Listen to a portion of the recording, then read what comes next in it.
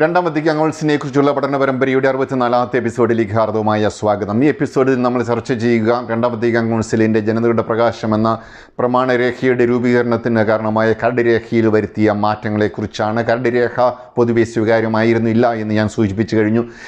ഈ കരട് രേഖ വായിച്ചു കഴിഞ്ഞപ്പോൾ പ്രശസ്ത ദൈവശാസ്ത്രജ്ഞരായ കൊങ്ങാർ, ഫ്രഞ്ചുകാരനാണ്, കാൾ റാനർ, സെമൽറോത്ത്, റാറ്റ്സിംഗർ തുടങ്ങിയ പ്രശസ്തരായ ദൈവശാസ്ത്രജ്ഞരൊക്കെ ഈ കരടുരേഖ സ്വീകാര്യമല്ല എന്ന് പ്രഖ്യാപിച്ചു. അതുപോലെ തന്നെ ബ്രസൽസിൻ്റെ കർദിനാളായിരുന്ന കർദിനാൾ സൂനൻസും ഈ പ്രമാണരേഖയിൽ ഈ കരടുരേഖയിൽ ഒരുപാട് മാറ്റങ്ങൾ വരുത്തണം, ഈ കരടുരേഖ ഇതേ രീതിയിൽ സ്വീകാര്യമാകില്ല എന്ന് പറഞ്ഞു.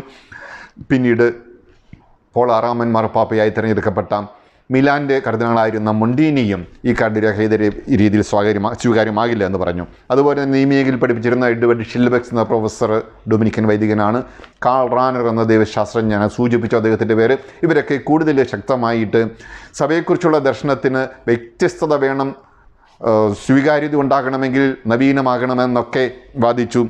അതുകൊണ്ട് ഈ കരടുരേഖയ്ക്ക് വ്യത്യസ്തമായി ഒരു കരടുരേഖ കാൾ റാനർ സ്വന്തമായിട്ട് എഴുതുകയും അതിൻ്റെ 3000 കോപ്പി അച്ചടിച്ച് കൗൺസിൽ പിതാക്കന്മാർക്കെല്ലാം വിതരണം ചെയ്യുകയും ചെയ്തു. കാൾ റാനറിൻ്റെ ആ കൃതി ഒത്തിരി സ്വാധീനിച്ചു.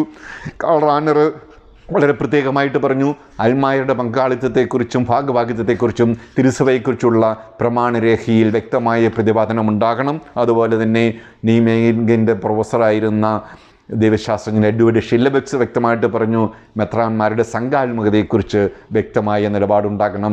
മെത്രാന്മാരുടെ സംഘാത്മകമായ സമീപനം, സംഘാത്മകമായ തീരുമാനങ്ങൾ, ഇതൊക്കെയാണ് ഒറ്റയ്ക്ക് ഓരോ മെത്രാനും അവരുടെ രൂപതയിൽ മാത്രമായിട്ട് തീരുമാനങ്ങളെടുത്ത് മുന്നോട്ട് പോകുന്നതിന് അതീതമായി മെത്രാന്മാർ ഒരുമിച്ച് തീരുമാനങ്ങൾ എടുക്കണം. ആ സംഘാത്മകതയ്ക്ക് ഊന്നൽ കൊടുക്കുന്ന ഒരു പ്രമാണരേഖ ആയിരിക്കണം തിരുസഭയെക്കുറിച്ചുള്ള ഒരു പ്രമാണരേഖ. അങ്ങനെ കരട് രേഖയിൽ നിന്നും വ്യത്യസ്തമായ ചിന്തകൾ ഉള്ള രേഖകൾ രൂപീകരിച്ചു. അത് കൗൺസിലിൽ ചർച്ച ചെയ്തു. മുന്നോട്ടുള്ള വ്യത്യസ്തതയെക്കുറിച്ചും നമുക്ക് ഇനിയും അടുത്ത എപ്പിസോഡിൽ കാണാം.